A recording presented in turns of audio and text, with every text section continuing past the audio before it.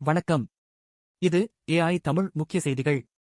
புதுடெல்லி தமிழ்த்தாய் வாழ்த்து உள்ளிட்ட மாநில வாழ்த்துப் பாடல்கள் மாநில அரசு விழாக்களின் தொடக்கத்தில் பாடப்படும் வகையில் உள்துறை அமைச்சகத்தின் ஆணையில் உரிய தெளிவுரை வழங்க கோரி பிரதமர் மோடியிடம் முதல்வர் விஜய் நீண்ட கடிதம் ஒன்றை வழங்கினார்.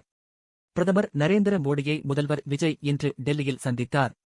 அப்போது அவரிடம் முதல்வர் விஜய் கடிதம் அளித்தார். அதன் விவரம்: சில அரசு விழாக்களின் போது தேசிய பாடலை பாடுவது தொடர்பான ஒன்றிய அரசின் உள்துறை அமைச்சகத்தின் ஜனவரி 28, 2026 நாளிட்ட ஆணை எண் 14/2/2025 பப்ளிக் குறித்து கனிவான கவனத்தை ஈர்க்க விரும்புகிறேன். தமிழக அரசும் தமிழக மக்களும் நாட்டுப்பண் மற்றும் தேசிய பாடலுக்கு மிக உயரிய மரியாதையை அளித்து வருகின்றனர்.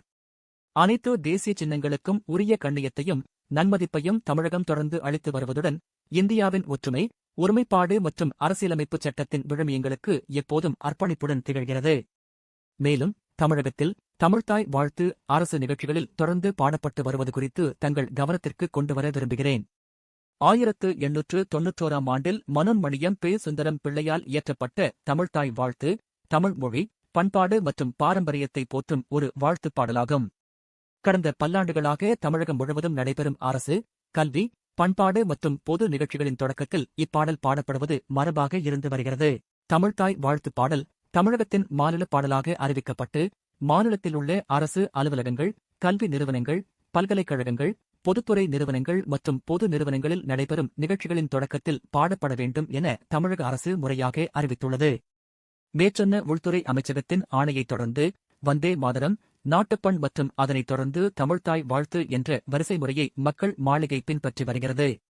நாட்டுப்பண் பாடப்பட்ட பிறகு தமிழ்த்தாய் வாழ்த்தினை பாடும் இந்த வரிசை முறை மாநிலத்தில் நீண்ட காலமாக அரசால் பின்பற்றப்பட்டு வரும் நடைமுறைக்கு மாறாக அமைந்துள்ளதால் தமிழகத்தின் பல்வேறு தரப்பிலிருந்தும் பொதுமக்களிடையே பெரும் கவலையையும் எதிர்ப்புகளையும் ஏற்படுத்தியுள்ளது.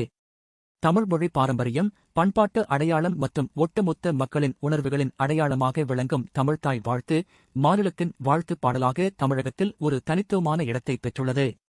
உள்துறை அமைச்சகத்தின் மேற்படி ஆணையைத் தொடர்ந்து இந்த நடைமுறை சில குறிப்பிட்ட அரசு விழாக்களில் மாற்றப்பட்டுள்ளது. உள்துறை அமைச்சகத்தின் ஆணையில் மாநில வாழ்த்துப் பாடலை நிகழ்ச்சிகளின் தொடக்கத்தில் பாடுவதற்கு யாதொரு தடையும் விதிக்கப்படவில்லை. எனினும் அண்மை காலங்களில் மக்கள் மாளிகையில் நடைபெறும் நிகழ்ச்சிகளில் தமிழ்த்தாய் வாழ்த்துப் பாடல் நிகழ்ச்சிகளின் இறுதியில் பாடப்பட்டு வருகிறது. உலகச் செய்திகளை உடனுக்குடன் பெற இப்போதே சப்ஸ்கிரைப் செய்யுங்கள். நன்றி.